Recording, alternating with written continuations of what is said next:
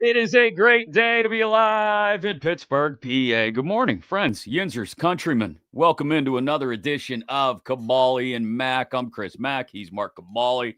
Stillers got to play the Bungles again this weekend. We'll see if they can get it together compared to where they were a couple weeks ago down in Cincinnati. And we'll talk about it from all angles. We got you covered. And later in the show, special guest. I'm sure we'll talk about the Steelers with them, but also his Pitt Panthers have a massive game Saturday afternoon. Doug Whaley going to join us. Coming through on the promise. Yep. He walked by. For those of you that watched the post-game show on Sunday when Kaboom was out in L.A., Whaley walked by, just kind of did the right behind Kaboom during the show. And we said, hey, if you're going to walk by, you've got to actually make an appearance on the show. So we worked it out. Doug is going to join us in, 25, 30 minutes from now. And we'll talk about Pitt Notre Dame, whether the Panthers can actually lose by 100 and everybody would be happy with it, like Pat Narduzzi, and Steelers Bengals as well. Friggin' Narduzzi. And let me just say this, because everybody thinks since I'm a Penn State guy that I don't root for Pitt. I would love to see Pitt beat Notre Dame. I'd love to see Pitt beat Notre Dame, beat Georgia Tech, beat Miami, go to the ACC championship game, and end up in the playoff. I would love nothing more than that for all of our Pitt Panther friends. So I will not be rooting against Pitt. And I certainly don't want to see them lose by 100. I actually have them covering the 12.5-point spread at the very least, if not pulling off the outright upset. This is my one blowback or disappointment with Pitt, but this is with all fan bases. You got that core group of insufferables, and this is with every sport, every team. That in the back of your mind, you're like, man, these sons of no. But this is it's every team, right? But it just seems like Pitt comes out of the woodwork, just like the Pirates from time to time. But that's the only thing I think of, because if they would be insufferable if they made the college football playoffs. That's okay. I mean, I'm just saying, all the teams are like this, but yes, every fan base is like this, especially in college sports, college football, especially when your team is winning, you're riding high and you're thumbing your nose at everybody else. When you're not, it's a different story. But no, I would like to see Pitt do well. I'm okay with that. We'll talk to Doug Whaley about her name just a little bit. It's sold out. How about that? All them Irish fans filling up Akashore. Hey, I remember back 20 years ago, the Whaley Weiss game. And I actually covered that game because that was supposed to be the introduction of the new Pitt Panthers. And it was like, so let's hope that doesn't happen. Don't bring that up next week, okay? Why is that? Why? Who's going to be on? Wani, next Wednesday. Oh, my. One Baldwin. Am I going to have to just sit back? And you're going to have to sit back and listen to us tell North Baldwin stories, St. Wendelin stories, all of it. But yeah, Dave Wanstead will join us next week.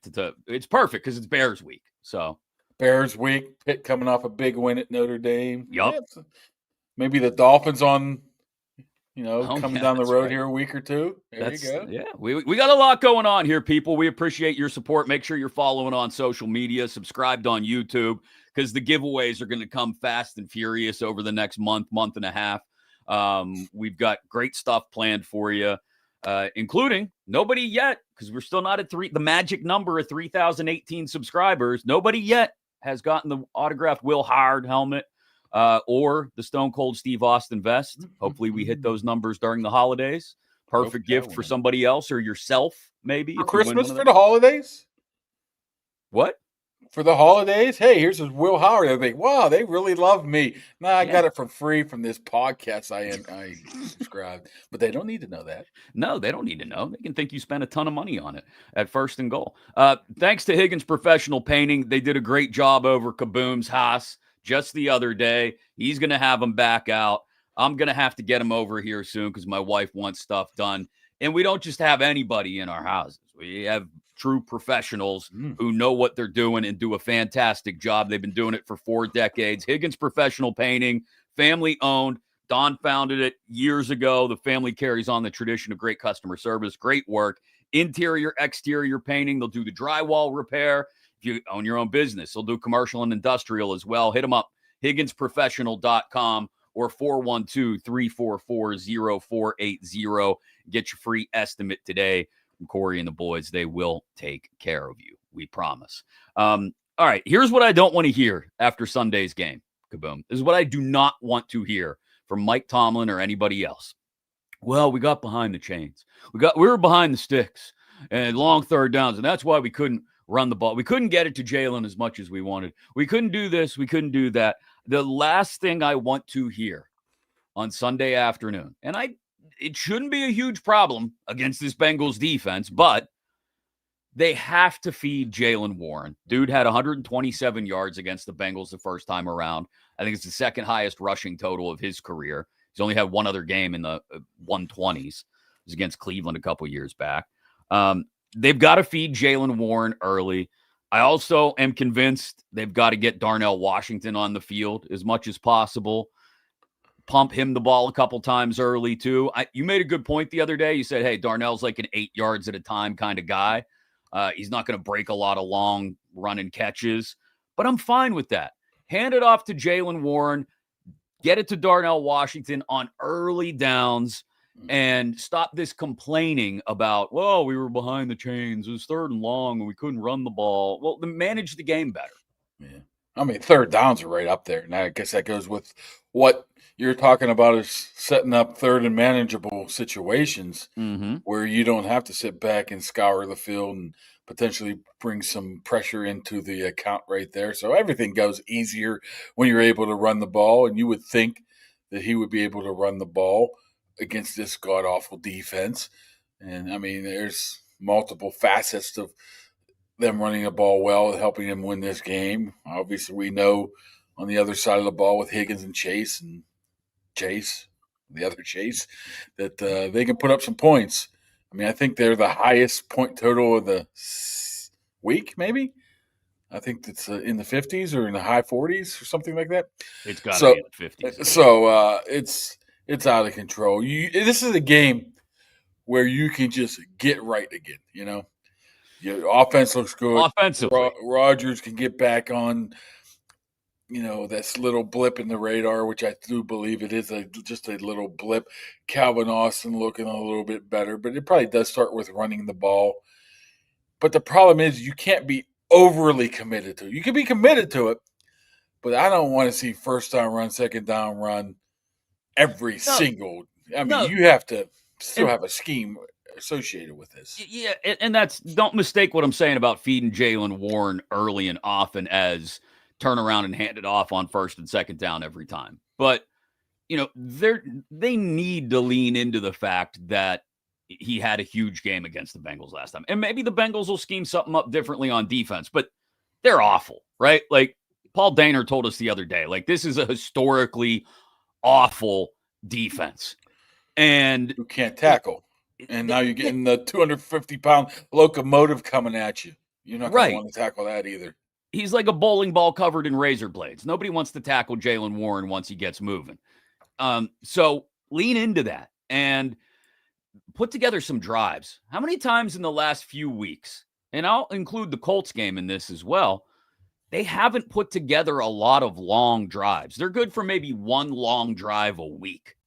And they've got to possess the ball more. We talked about that after the Chargers game. They got dominated in time of possession again. They've got to put together some drives. And the last thing I want to hear is, well, we got behind the sticks. You can't go 0 for 8 or 9 or whatever it was on third downs before you finally get one in the fourth quarter. They have to bounce back. And like you said, the prescription that's been written is perfect. Here you go, the Bengals defense. I'm just trying to do this on the fly here, and you're talking about your possession, how longest possession they've had. The longest possession they had against the Chargers lasted 5 minutes and 1 second. There was a lot of 3s and 2s and 1s and stuff like that. I'm just trying to look at even before that. The Colts game, that was before that, right? Yep. their longest drive. They did have an 8-minute drive, Yeah. but they ended up no, my fault, wrong team. No, they did have one long drive against the Colts. They got a lot of short fields because here of you the go. turnovers. Here's their drive chart in against the Colts. Minute and a half, 2 minutes, minute and a half, 5 minutes, 50 seconds, 3 minutes, 3 minutes, 4 minutes, 2 minutes. Yeah. And again, a lot of that were short fields. Like, you can't blame a team that gets the ball at midfield for not putting together an 8-minute drive. Yeah. But it's Packers game, longest one, 5 minutes. It's been lacking over the last 4 weeks where we've seen them actually possess the ball. And all year long, really, possession has been an issue for them. They've lost the time of possession battle, I want to say, every week. Maybe not Minnesota, maybe not Cleveland. But they can't leave that defense out on the field because they're going to get absolutely just destroyed by JaMarr Chase if they're leaving the defense out there. You look at the Seattle game even. They had an opening kickoff that lasted almost 6 minutes, but after that, not much. It would help. And I think TJ Watt was right. We're playing too much defense. We're on the field too much, but it's okay if we can get a 3 and out every once in a while and sit our butts on the bench. Good defenses are good defense a lot of times because they're not on the field. It could be partially because of the offense, but the defense has to take some responsibility as well. TJ used the phrase "bow up" like 3 times in his post-game press conference, which is a couple F words yesterday. Oh, really? Talking to Joey Porter, he says, "Let's go, Joe. We got an effing game to win." Oh, is that? See, I heard somebody yelling in the background. We got meetings. Let's go. I couldn't tell who it was. Honestly, that locker room is. You got to spend 3 days in that locker room just to get one story. That's how little people are in there and available at this time, other than the gangbangs. They have their specific gangbangs of Hayward, Rodgers, DK, Ramsey, Watt.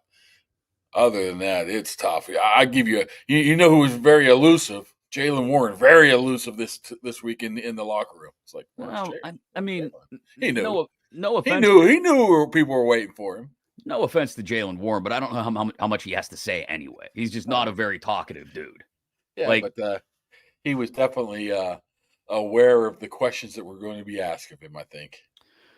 Thanks to Archie for supporting the show. Arch is a wonderful human being. Going to stop down there next week and pop in, maybe grab some wings. 80-cent wings every Monday through Thursday night at Archie's on Carson, Pittsburgh's best place for food, drinks, and sports. If you're not going to the Pitt Notre Dame game tomorrow, didn't get tickets. If you're not going to Steelers, Bungles, or any other game, or you just want to spend maybe a Thursday night like last night, hanging out, having some great wings, a couple ice cold irons, and watching the games, it's the best place to do it. Archie's on Carson, great menu too.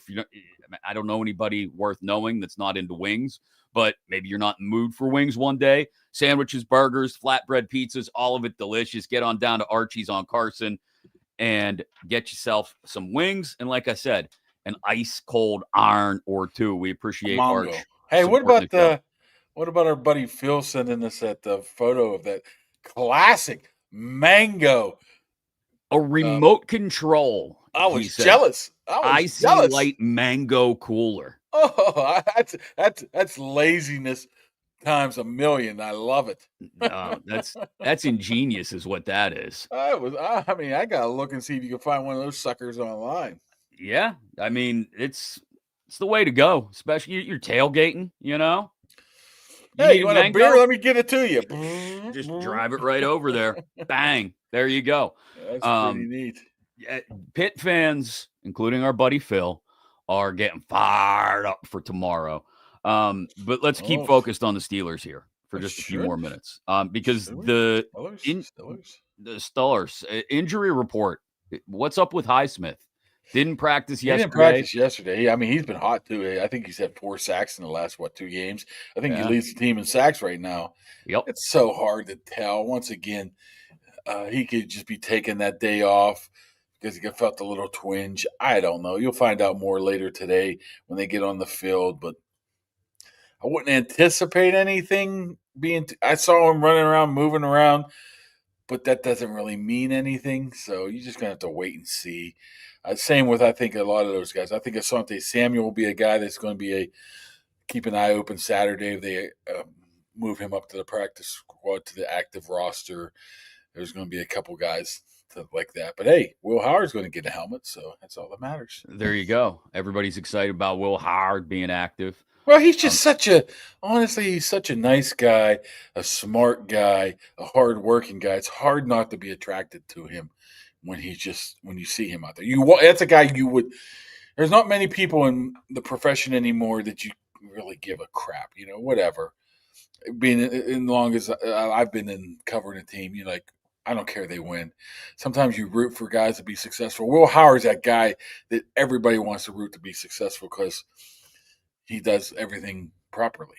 Well, and on top of all of that, I don't think it's just a Pittsburgh thing. I think it's most sports fans, most teams. There is a romanticism in everybody's head about the guy that's not in there because you're not watching the guy that's not in there make mistakes. It's like with a backup goalie, a backup quarterback, whoever it is. You think about the best possible things they can do. You don't think, oh, they're going to put him in there and he's going to make mistakes. Now, I'm not going to sit here and tell you that Will Howard should be going into a football game anytime soon. I know there's people in the chat last episode talking that up. That's not going to happen anytime soon. 2 plays away, I guess. But, people will love anybody who has that kind of attitude and work ethic and all the stuff you mentioned. Until they get out on the field and make a mistake. And that's when they turn on. Did anybody ever clamor for Mason Rudolph to be in there until he was in there and was successful? Were you listening to our podcast before Rodgers was signed? Were you reading the comments? Well, that was because he had that great end of last year. Did you read the comments this week? I mean, there were plenty of people. Well, what about when Trubisky and Pickett, and was there anybody saying, hey, throw Mason in there? No, they're like, Mason should be cut. That was. So I don't know if that applies across the board. That was before Mason saved Christmas. But no, I'm not taking anything away from the people that love Will Howard. You're right. He does and says all the right things, and that's awesome. But the first time he gets in there and gets an opportunity to play and screws up and makes a mistake, because it'll happens to everybody. They'll boo him. And he might not boo him, but it's a lot more. The thought is a lot more romantic until a player actually goes out there and starts playing and makes mistakes, because every player makes mistakes.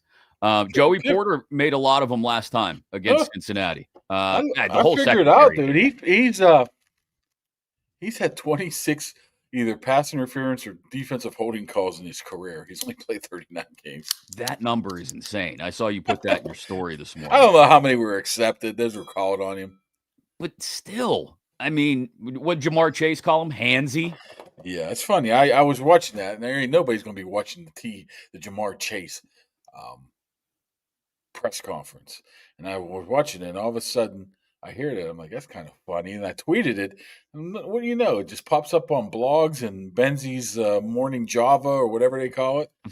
No, I wonder if they watched it and thought the same thing of me or just saw the tweet. You turned everybody onto it. Oh, it's somebody asked him. I don't even know who it was. Hey, what do you think of Porter? Oh, handsy, real handsy. He doesn't seem all that concerned, though, JaMarr Chase, with whoever might be. I don't think he knows who's playing where. He's like, who the hell cares? I'm just going to go beat you physically anyways. It doesn't really matter. I mean, when you what do you have, 14 catches? He had 16, I think, was it? And he had 23 targets? I mean, he averages about 6 for 100 in the touchdown over his career. Right around there. That's the thing. They've never been able to, they've been able to limit him sometimes. But for the most part, JaMarr Chase has just been a nightmare for the Steelers. I don't know if they have the answers this weekend, especially. Like, you've got James Pierre, who you pointed out in your story as well, got absolutely tortured by T. Higgins a few years ago. Twice, really. He did it early in the season, too. You got Joey Porter, who, look, I think he can be really good at times, but there are times where, depending on the officiating crew, he gets too physical and starts drawing flags. And then you've got what after that? Brandon Eccles, who's fallen off the last couple of weeks, I think. Well, probably maybe Samuel. Asante Samuel. I mean, I That's don't the know how line. realistic it is for him to be on the field Sunday. I mean, if you're Asante Samuel and you're the Steelers and you're one play away from going with Brandon Eccles or Asante Samuel, what you would do would be like, just go cover him, dude. I don't care what the scheme is. Just go follow him around. Yeah. Can't be any worse. I mean, that as I wrote, that secondary is, I mean, it's been a month. It'll be a month of the day on Sunday. And it's one person staying the same. You got like 6 different people and moving all around here, Do you which is think absolutely Ramsey's going to crazy. stay exclusively at Yeah. safety in this game? I think for the most, unless it becomes very apparent that nobody else can cover JaMarr. I don't. I But mean, then what do you do at safety? You throw Chuck Clark back out there? What do you do? what else is there? I mean, at this point, you got Duggar and Ramsey. You pretty much like the back half of your defense, your back safeties. Right now, they seem like they're going to be solid. Now, But it's this the doesn't do other anything. three.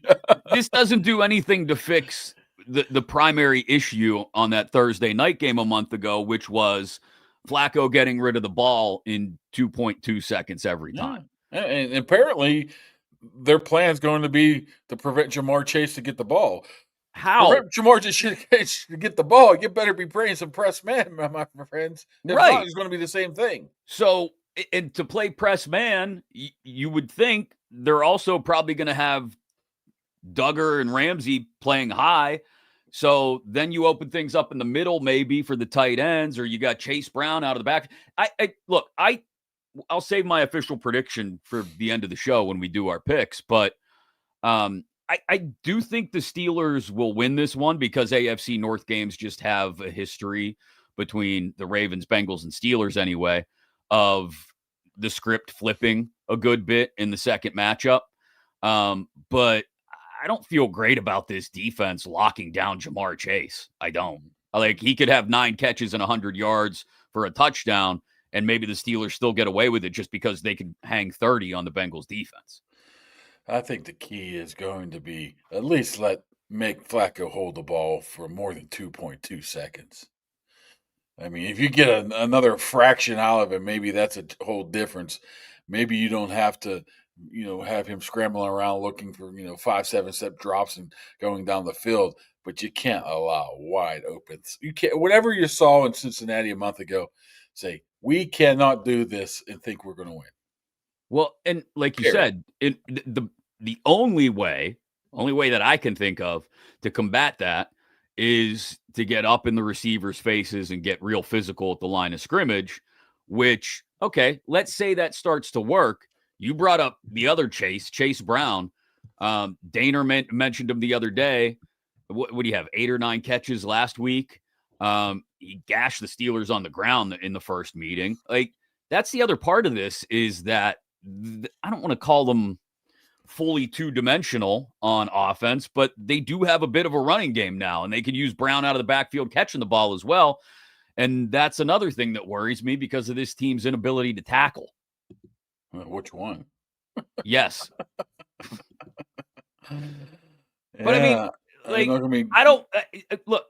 Patrick Queen and Peyton Wilson running sideline to sideline, trying to track down Chase Brown as he catches little 6 and 7 yard swing passes and pieces together a drive. That's great that you get there eventually, but I don't feel very confident in their ability to cover him coming out of the backfield either. Really?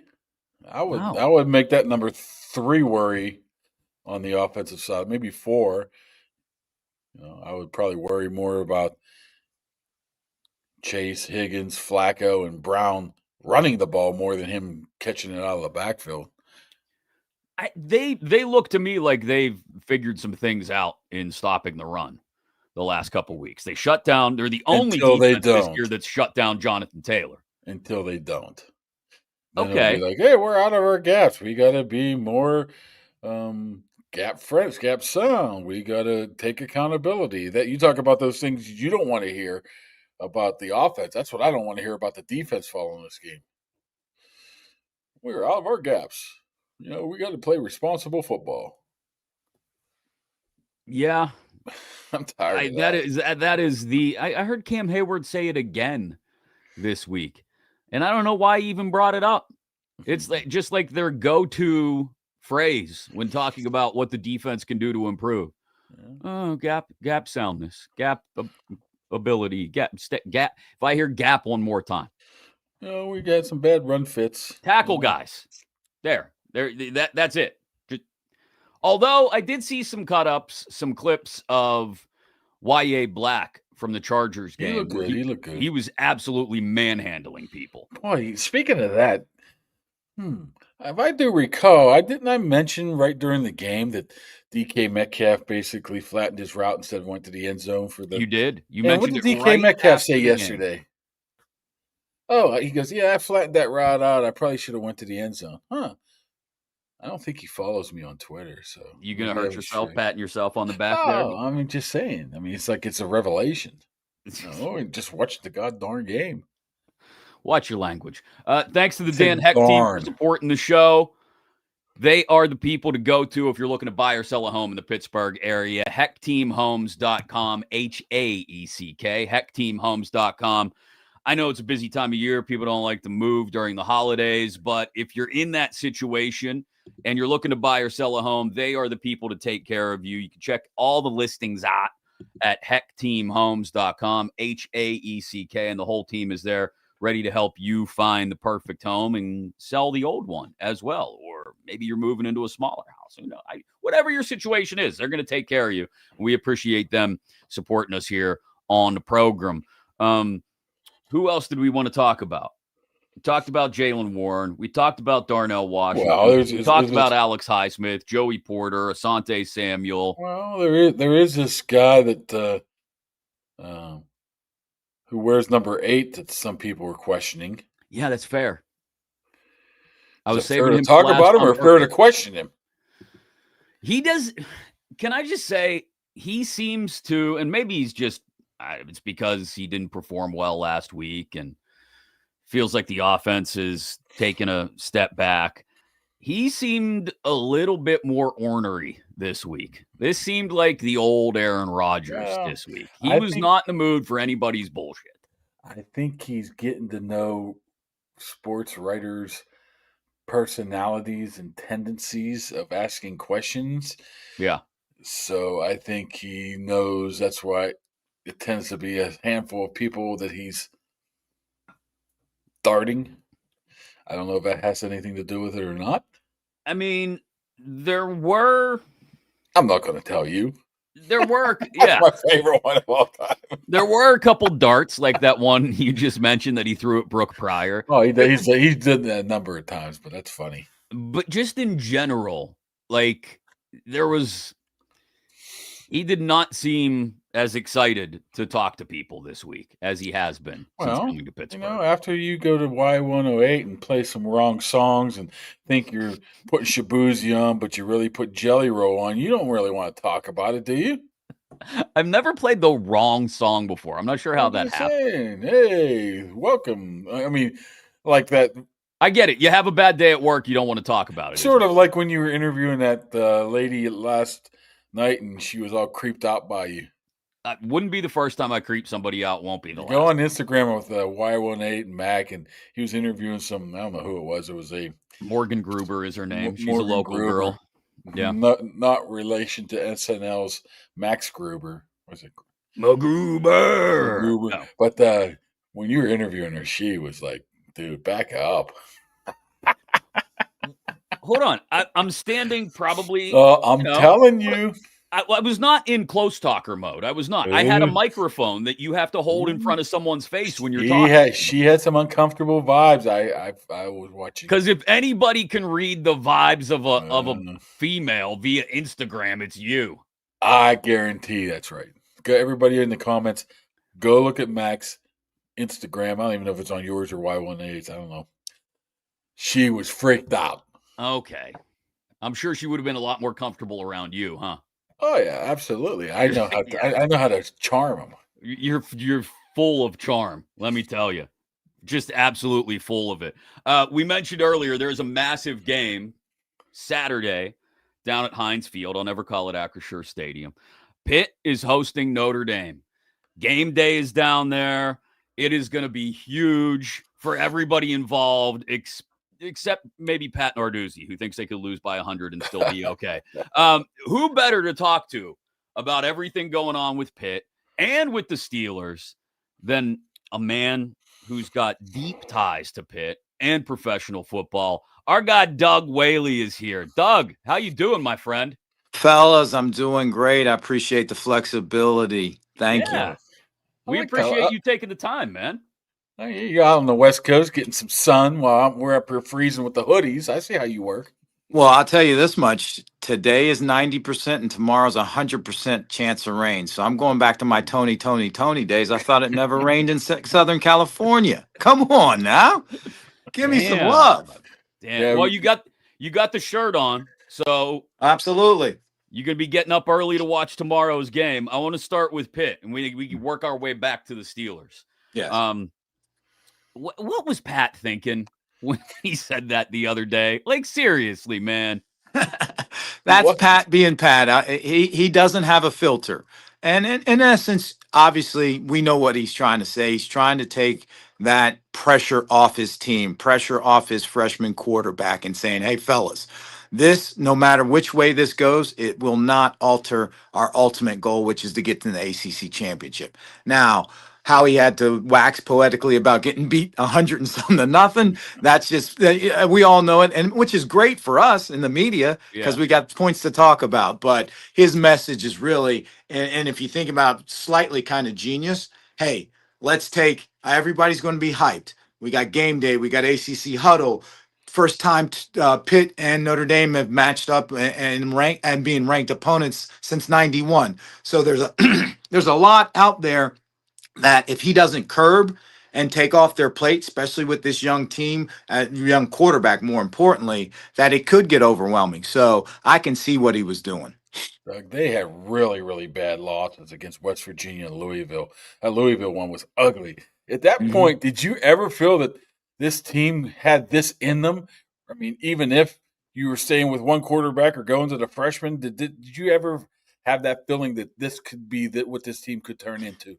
Well, you saw it at times, and the biggest issue was they weren't playing complementary football because their offense would score in 3 plays or 3 and out, and then their defense is really predicated on splash and big plays. So they're going to give up some plays. So if they're sitting there and they're not keeping the ball on offense, and the opposing offense starts getting more plays than your offense, then that's not how this team is built. That's not a Narduzzi team with a Narduzzi defense with a K-Bell offense. Why you're seeing this winning streak is that offense is being able to sustain drives, and they're not relying on the big play, which keeps that defense fresh and being able to be aggressive. So that's where I think the crux of it, and that's where once they started doing that, you see they've been able to put together a string of wins.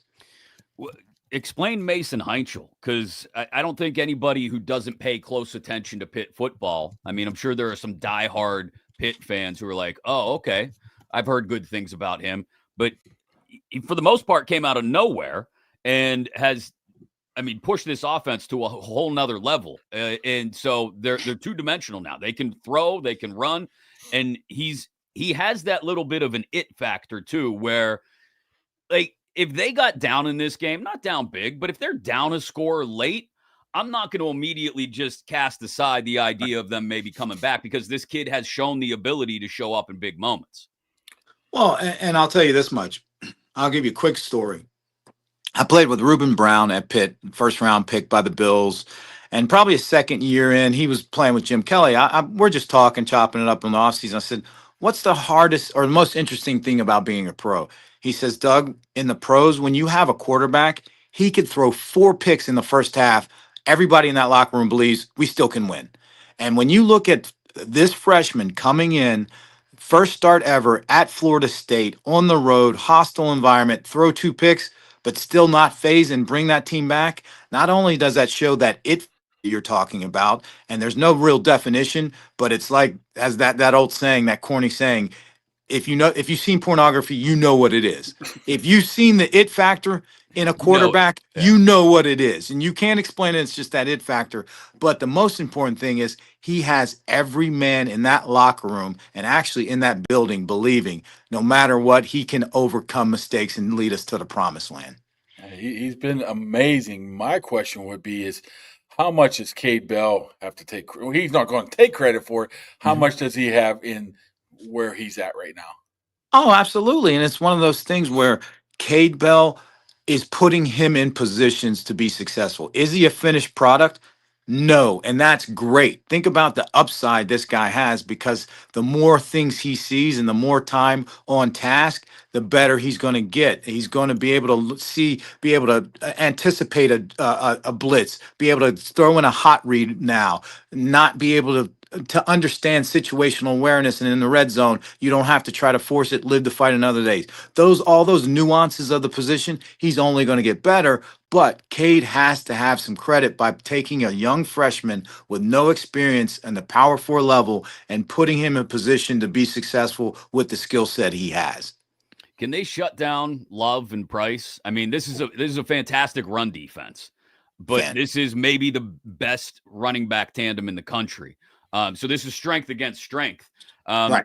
If they're able to shut down Love and Price, and I think I'd like Jeremiah Love since last year, and I think we talk about how running backs shouldn't be first-round picks anymore. He's a classic example of a guy who should be a first-round pick. I think it would be, I don't want to say monumental, but it would be incredible if they could completely take Notre Dame's run game out of this. I think you just try to limit it. Yeah, I think, well, let's start with Love. He is an exceptional running back. And if I was Love's rep or I was Love, I'd be on the phone with Genty saying, hey, man, you need to start playing better. Because if you don't, I'm not going to get picked in the first round. So, but he is an exceptional talent. And here's where I go back again, complementary football. It's strength against strength.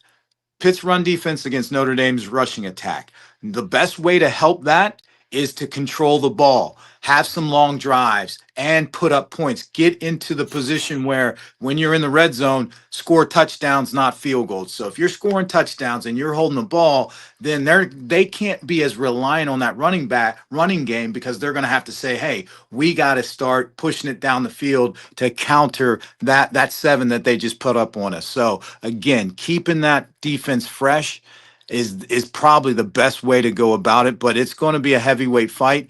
But I look at it this way: to be the best, you got to beat the best. And if we want Pitt, and Pitt wants to be mentioned as a top team that should be battling not only for ACC titles and championship games, but a CFP position, these are the type of games that will instill confidence not only in their locker room, but the fan base and the media. Well, like you said, they have to stop the run, Doug. Mm-hmm.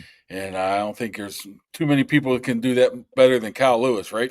My question with you being a former GM in the pro level, is he a pro? Can you see him translating into the pros even though he's, 6 foot, 220 right now? Because he got the heart and he got everything else.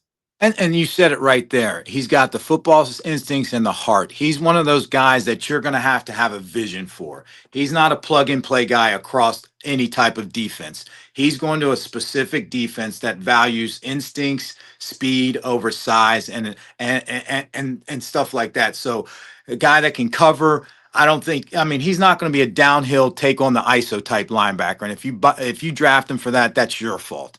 He's a see ball, get ball type guy, and let's make disruptive plays by scheming him up on blitzes and stuff like that. So you need him to have a good defensive line in front of him and let him just run and use his instincts and explosiveness to the ball. Can they really finish the season on a 9-game win streak and end up in the playoff, Doug? I mean, it's laid out in front of them right now, and they would be the hottest team in college football. If they were able to pull off this trifecta at the end of the year.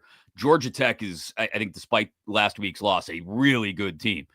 Miami, fits and starts. I'm not a big Carson Beck believer, but if they could pull that off, they would be the hottest team in college football going into the CFP. Oh, no doubt. And I think first of all, you're going straight to ACC championship. Mhm. Second of all, like you said, with that hot streak, no matter what that ACC championship, the result of that, you might have put yourself in a position for a CFP spot, even if you lose the ACC championship, if you run these three. Because you think about it, it's three ranked opponents. Notre Dame they're going to be in the CFP. Georgia Tech's been at the top of the ACC all year. And then Miami, like you said, they were hot early. They've dropped a couple, but they're still Miami. So there's a cachet in beating Miami. So you put yourself in a good position. But I'm like you, Chris. The one, I mean, Notre Dame obviously doesn't affect our ACC, but you want to win that. Out of Georgia Tech and Miami, Georgia Tech to me is the one that gives me that biggest consternation because that quarterback, that dual threat quarterback, that's a tough assignment right there, and he's playing at a very high level, and it's there in Atlanta. So I think out of those three games the two ACC games, that one is the one that scares me a little more than the Miami.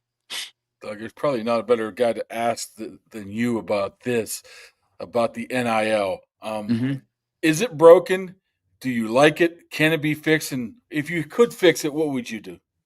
Well, it's not broken. There's just no rules, and there's a limit of 20.5. But if someone goes over, what's the enforcement of it? The NCAA's not going to enforce it, so there's no rules, and that's where I think the issue lies. And for me, it's less on the NIL because in the end, just like there's anything new, there's going to be a rush.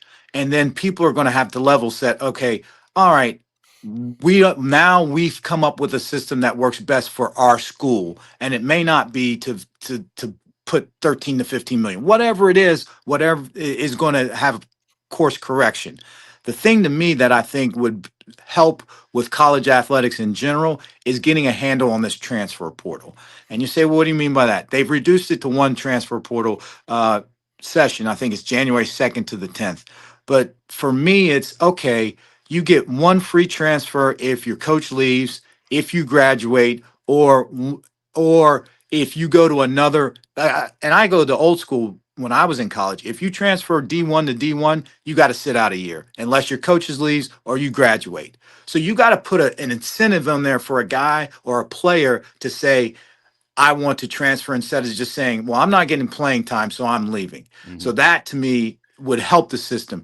And in the end, when you start talking about the money, the only real way to get this to a level playing system where you get reporting of contracts, you get a cap management system, and then more importantly is enforcement is for and you're seeing it now. University of Kentucky has succeeded their athletic department away from the school. It's its own LLC. And you say, what's the reasoning for that?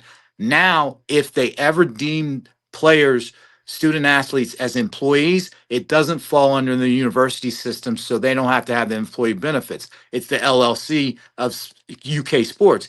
Guess what happens? Once you deem them employees, they can collectively bargain, and now you have a CBA. So I think in the next 4 to 5 years, you're going to start seeing that same option that college athletic departments are saying, hey, we'll give you a rights fee to sail the banner of Pitt over us, but we're our own LLC. So these players, they're employees. And then that's how you can get a system that is very similar to NFL, but is competitively balanced. How realistic is it, Doug? Do you think that some of these athletic departments should be signing players to multi-year deals? Everything's on, like you said, kind of a year-to-year basis right now. If you find a kid that you really like, maybe he transfers in from some other place and he's got multiple years of eligibility left, is that something that you could see coming down the pike where you bring a player in and you say, okay, you're signed to this deal, but you're here for the next 2 years? Well, that's where you have to get ironclad contracts. And the only way, again, to do that is if you have an enforcement arm and a reporting arm, in which right now we do not, because the NCAA, they got a bunch of people up there making money and doing nothing. So signing to a 2-year deal, that sounds great in theory, but they still have that ability to transfer. Now, do you put in a clawback provision saying if you leave, just like a head coach, hey, you're going to have a buyout if you want my guy. So those are the type of things you can, again, put those in the contracts. anybody could put it in now, but who's going to enforce it? So it all comes down to, until you get an enforcement arm or a collective bargaining agreement, it's just and everybody says it's just the wild, wild west. Now, let's pivot a little bit here real quick. Who has a better chance of winning this weekend? Your Panthers against Peters Township or the Steelers against the Bengals? Oh, Peters is tough. St. Clair's going good. I'm going to have to say, just because of the yo-yo season that we're all used to, especially this year with the Steelers, it's going to be the Steelers, and only because I can't see them losing to Cincinnati at home after getting embarrassed last time on Thursday night. But that's 1A, 1B is St. Clair. We're ready to flex our supremacy that we usually have in the South Hills in that football. I know Peters has had it last couple years, but we're back, baby. We're back. I could tell you who never had it. Mack's alma mater, Baldwin. Oh no, let's not even talk about it. Let's not even talk about it. Well, Brian Gelsheiser, they were all right back then. Ensign, yeah. Nessa back in the 80s or 70s. But let's talk about JaMarr Chase, because I don't see. We talked about it earlier before you jumped on, Doug. Other than playing, as Kaboly said, press man, getting up in Chase's face, Higgins for that matter too, and getting super physical at the line of scrimmage, I don't see how they slow him down. I certainly don't think it's going to be like it was on the Thursday night game a month ago. Right. I don't think it possibly can. 23 targets, 14 catches, whatever it was, but I just don't see how they completely take him out of a game. And they, last time they played, it showed that it's going to be very difficult. I personally, what I would do is, especially with the injuries out there, and they've always talked about lack of communication, stop trying to confuse Joe Flacco, because the zone, he's picking you apart, straight up man to man. You don't have the horses to handle those guys. I would go what we used to call back in the day is 22 Yale, which is basically underneath man coverage. So you physical press them at the line of scrimmage, have somebody underneath them that can take the underneath routes, that's trailing them, breaks out, and then you have two high safety over top, so they come over top. You put those two guys down. Now this is when the rest of the defense has to step up. The rush defense has to stop the run, because you're committing a lot of resources to cover those two guys. And all the other eligible receivers, the guys have to step up and be able to cover them. The linebackers are going to have to cover the tight ends. Yoshivash, somebody's going to, that number 3, whoever that's going to be, Eccles or Pierre, they're going to have to step up and stand on their head and do that. So it's going to be a team effort, but in the end, they all have to raise their level of play. What was, in your opinion, what was wrong with Aaron Rodgers? And is this something that you have to keep an eye on as you move forward, or is that just a blip in your eyes? I think right now you consider it a blip. I mean, it's hard to be up and be on for 18 straight games, and especially in an advanced year. So only reason I would kind of start questioning it is if I saw it in practice. If I could see this happening in practice where he was starting to miss some throws and all of that stuff, then I'd be concerned. But not being there and seeing that, I would just say it's a blip. To me, it was a little more of a mental being uncomfortable. It was the first time I didn't see him confident when he was taking his drop and like knowing where to go with the ball. He looked confused, and that was, to me, why I think it was just a blip, and I think it was just a defensive game plan that he wasn't expecting, more than his physical ability deteriorating. I know one thing. He's looking good in practice. It hasn't really transferred over to that. So we'll see. All right. So then, yeah, it's a blip in the screen. If you're telling me that, I'm not worried. How hard could it be for a player to, Mike Tomlin uses the cliche, jump on the moving train? But Asante Samuel's been in the building for 2-3 days now. Knowing the issues they have in the secondary, is it realistic to expect him to get elevated from the practice squad Sunday morning and actually play? That's tough. Only reason I say, well, I'll 2 points. There's a train conductor, and the conductor controls the speed. So let's just put that out there. And 2, the only thing that worries, it would make it tough for this guy, is because he hasn't practiced, not talking play, practice in over a year. So to get him in physical shape to be able to go out there and perform at a high level at this stage, the highest stage ever. I think it's going to be less on him being able to understand the game plan and more on him feeling comfortable with his body and how he can react out there. So I'd have to give him I think at least a week, maybe two, just to get into that football shape, but more just the mentality of being able to play football. Interesting. You LA doing some of your work for your what league is that called again? The UFL. No, I just UFL. can't. Yeah. I was in Florida doing some work for that. I'm out here. Herb Albert and the Tijuana Brass Band, their last show ever. My brother lives. So I'm gonna go see my old friend Alex Van Pelt he's a senior offensive assistant in the Rams. Watch the Rams and Seahawks game. That's gonna be a big game. Hell of a game. Hell of a game. Hey, Mac, do you know that Doug Whaley refuses to be anything but the last person on an airplane? Oh, they call it the last packs. and two things, they're not leaving. I've spent so much of my life on airplanes. I'm like, I don't need to be sitting there on the airplane. They shut the door. Let's go. And I just like people looking at me like, we're waiting for this jerk off. What I never understand is you're on a plane for 5 hours, sitting on your rear end, and you get up, you go out, and you go sit back down as soon as you wait for your layover. Like, no, I need to move around a little bit. I'm on constant movement before flights. I just flew from Tampa out here to LA, and I just took laps until they were like calling all passengers. I've even knocked on a door one time to get on a flight. So when you get to where you're going, are you one of those people that like as soon as the plane hits the gate, you jump up? Oh no, I do. Okay. I do. I imagine Kaboom does, but I got to stretch the legs, man. I'm not going anywhere. I can see that. Yeah, but it's the people that get up and then start going ahead of you in the aisle. Like, wait a minute, where you going now? Where are you going? You're not getting wait in front your of everybody. turn. Wait your turn. Yes. Well, enjoy the trip out west, Doug. Getting up early to watch Pitt. I said it earlier to Mark. Like, I am a Penn State guy. Everybody knows that.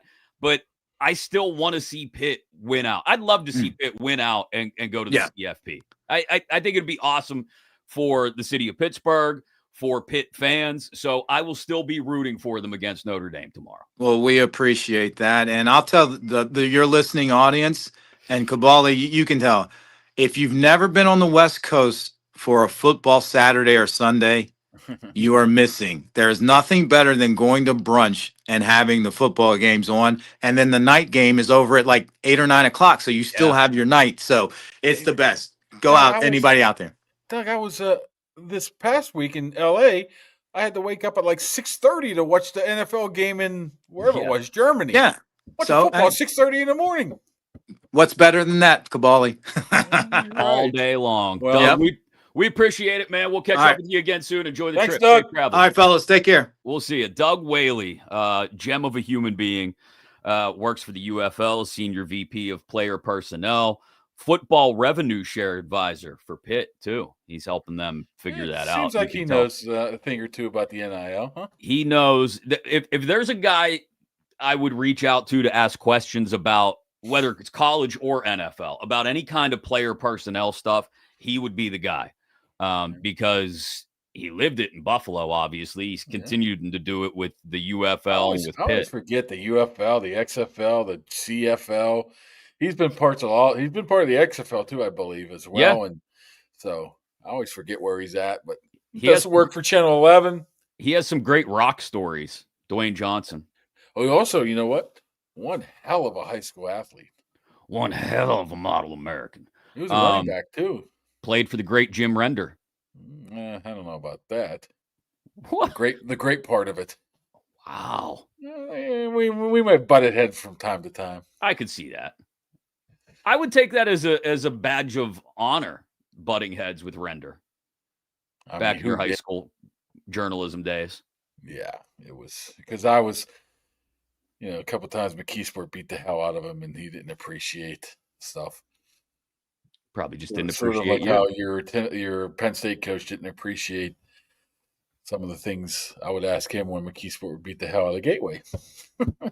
Oh, Terry. Yeah, I could see that. I could see that. Thanks to our friends at Impact HVAC for supporting the show. Get your furnace checked up because you're going to be running it a lot, although it's supposed to warm up just a little bit over the weekend. You're going to want to get it looked at. Make sure everything's running in proper order. Message them on Facebook at Impact HVAC PGH, or you can just give them a call, 412-297-1852. They'll do that furnace checkup at 50% off if you donate a new article of kids' clothing or a brand new kids' toy for the Foster Love Project. They'll knock the furnace checkup, Impact HVAC, from $79.99 down to $39.99, and make sure you're all tuned up and ready to go for the winter. Hey, you thought I was only a pretty face, that I didn't know my stuff about the Pitt football, huh? No, you pay attention.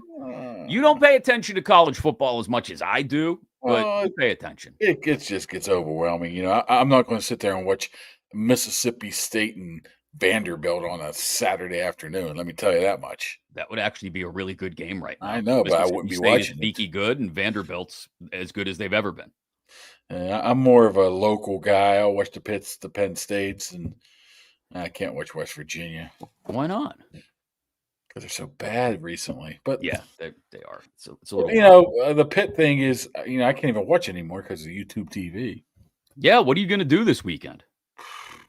I think I might go to Saris's Candies down the street here in Cannonsburg. I've never been there. Do a little tour, a little. I know some people that work there. We could maybe hook some things up for you. Why don't you get them to sponsor us? God darn it! It's a hell of an idea, actually. I mean, come on. You don't think I can push or hawk the candy? But yeah, we could both hawk the candy. But chocolate covered. Saris is at the point where does it really need any publicity? Yeah, they don't really need to advertise. Yeah. They got JJ Watt proselytizing for them. I just got a picture from somebody down on the North Shore. Nick from West Mifflin just sent me this picture. Herbie down there with the dogs outside of Heinz Field. Yep. Whereas Crowley screwed up on the morning show yesterday, called him Bo. I'm like, that's Peter, by the way. Let's do our picks for the weekend and then wrap it up so people can get on with their Fridays. We both got New England right yesterday, so we remain tied in the picks competition. You know what? I did something so stupid yesterday. I was so busy with this, that, and another, and the Steelers, and taking the kid to wrestling practice. I forgot to take out Ramondre Stevenson out of my freaking fantasy lineup. Jesus Christ. Such a rookie move. That's tough. You're going to wear that. What was I going to replace him with? Nick Chubb or Kyle Pitts? Nobody cares about your fantasy team. I know, but I'm just telling you how clueless I was yesterday. Yeah. What else is new? All right.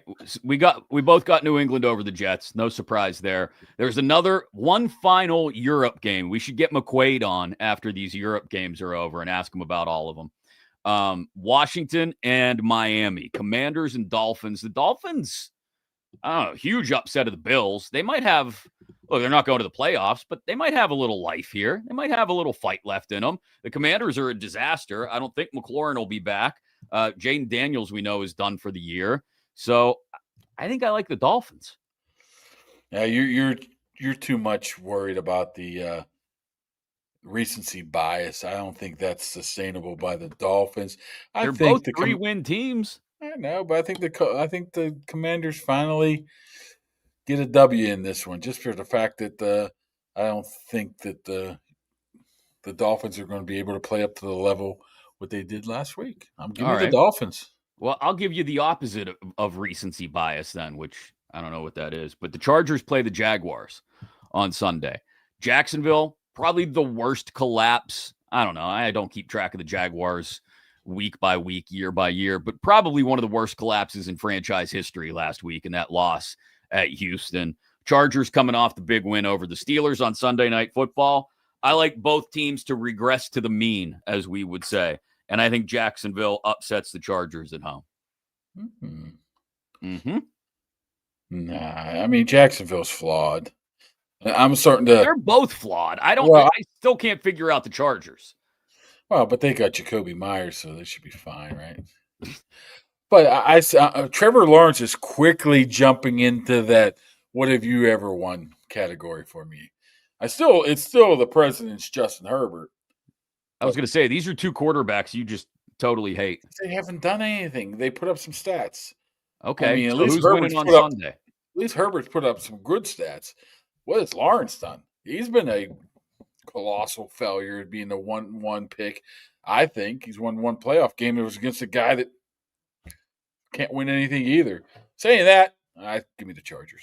Okay. Tampa Bay's in Buffalo. Buffalo bouncing back maybe after the loss to the Dolphins. It just feels like Tampa's finally wearing down from all the injuries. Bucky Irving's still out. Yeah, obviously, Evans and Godwin. I love Emeka Egbuka. It's one of the reasons I was a huge Bucs fan coming into this season because I think he's just going to be fantastic. But he's already fantastic. But I think Buffalo bounces back from the Miami loss and takes care of Tampa. Yeah, this could be a really good game, huh? It could be. Could be. I don't know what Buffalo team you get. That's the problem. I don't know what Tampa team you get. Ooh, I'm just going to go with Buffalo, I guess. All right. Although I do like Tampa, but you could be right. It's getting to that point where, not only the attrition setting in that with some of the injuries, but I think they're getting to the limit of being, you're deep into the season and injuries. It's tough. Bears are in Minnesota against the Vikings. The Vikings have to win out, basically, to stay in the conference. I shouldn't say win out, but they've got to win. They can't afford many more losses. The Bears, I don't know, maybe figuring some things out. At least who they won? Who they beat? You're gonna make me pull up the whole schedule? Yeah. You'll be kind of shocked. Okay. Oh yeah, they haven't beat anybody.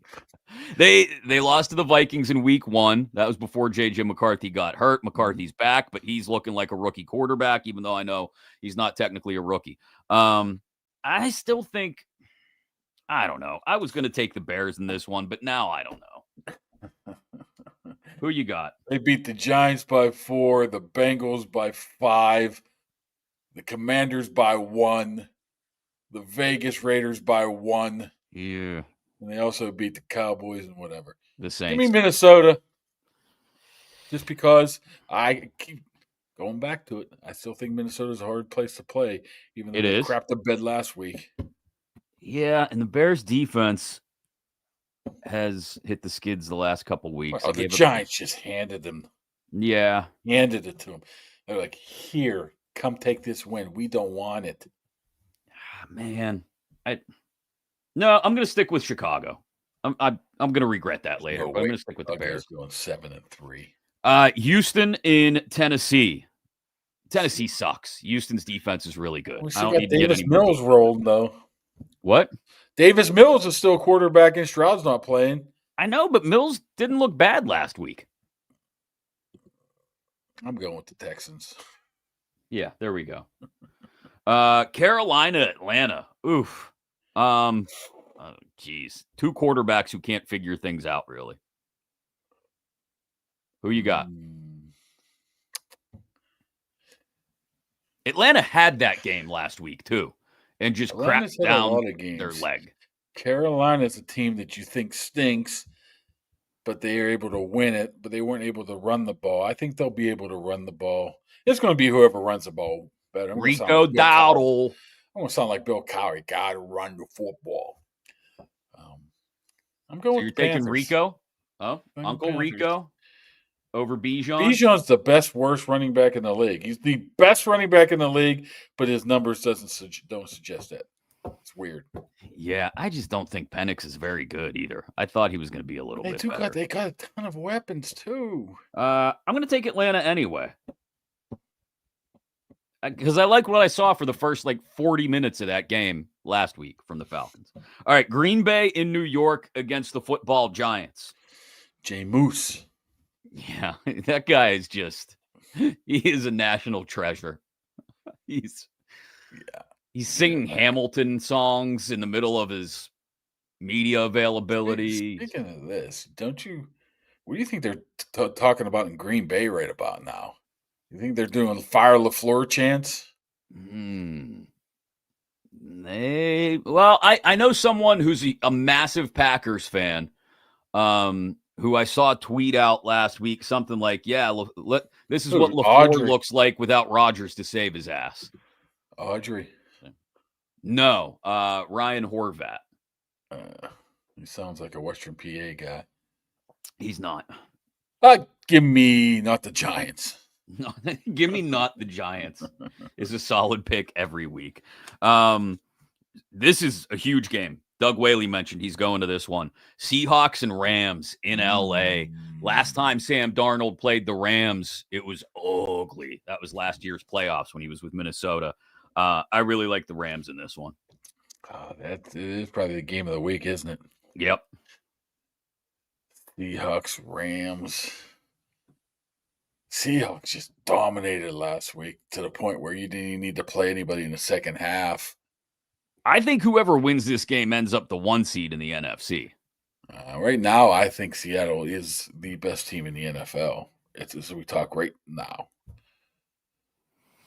So, but Seattle tends to play well away from the old former kingdom, whatever it's called, Lumen Field, or what, I don't know what the hell it's called now.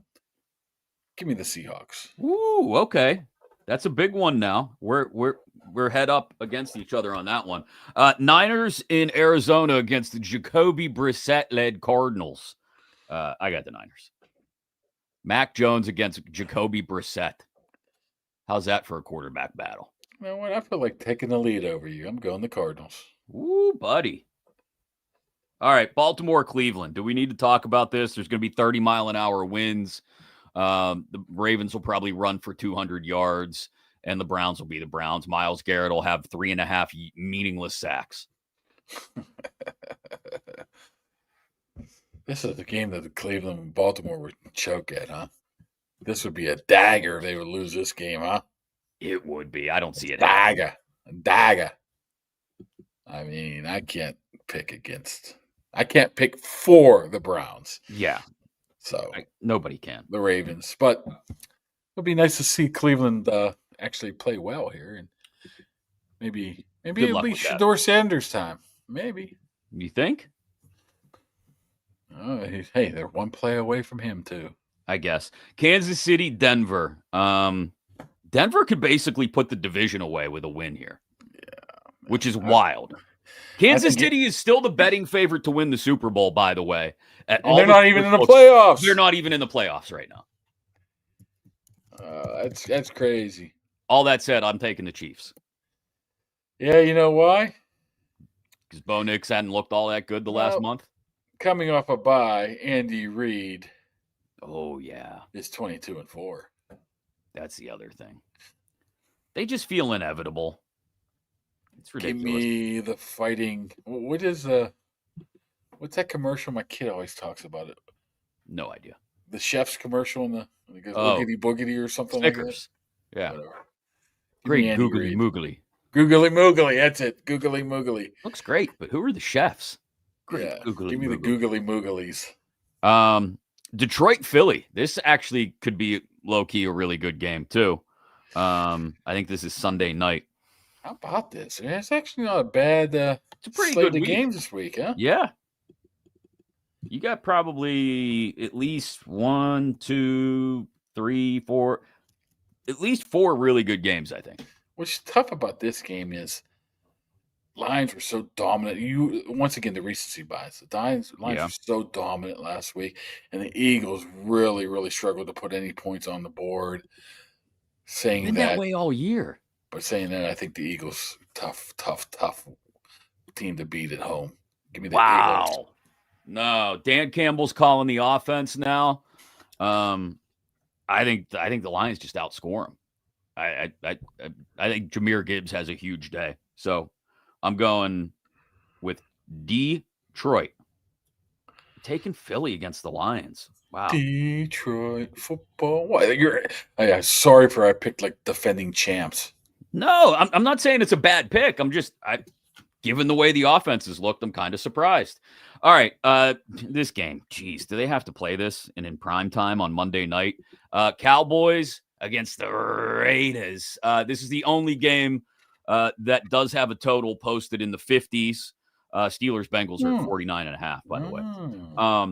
Cowboys Raiders. This is, oh God. I think the Cowboys will score a gazillion points, and the Raiders will probably score a gazillion -1.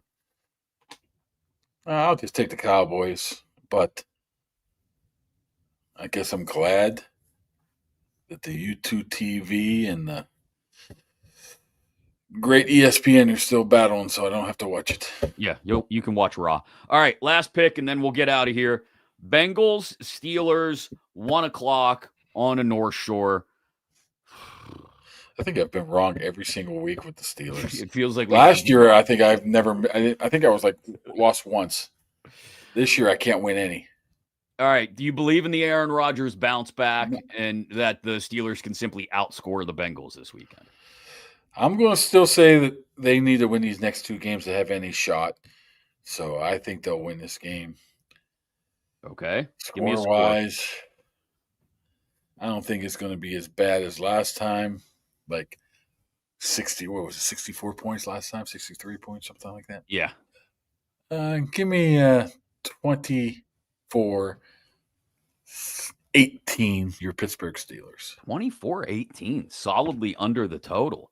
I think it's going to be a high-scoring game, relatively speaking, to what we're used to. I don't think the Steelers are going to do a great job of completely shutting down JaMarr Chase. I think they give up 24, but that Bengals defense is atrocious. I think we get a big Jaylen Warren game again. 30-24, the Steelers win. Although, as you pointed out, I think we've gotten it wrong just about every week. So, JaMarr. Maybe JaMarr will look good. What's with the Boston accent when you say JaMarr Chase? Buddy Butch Hobson from Cincinnati.com or CincinnatiBengals.com. Oh, yeah. JaMarr. JaMarr. I mean, Butch is just great. All right.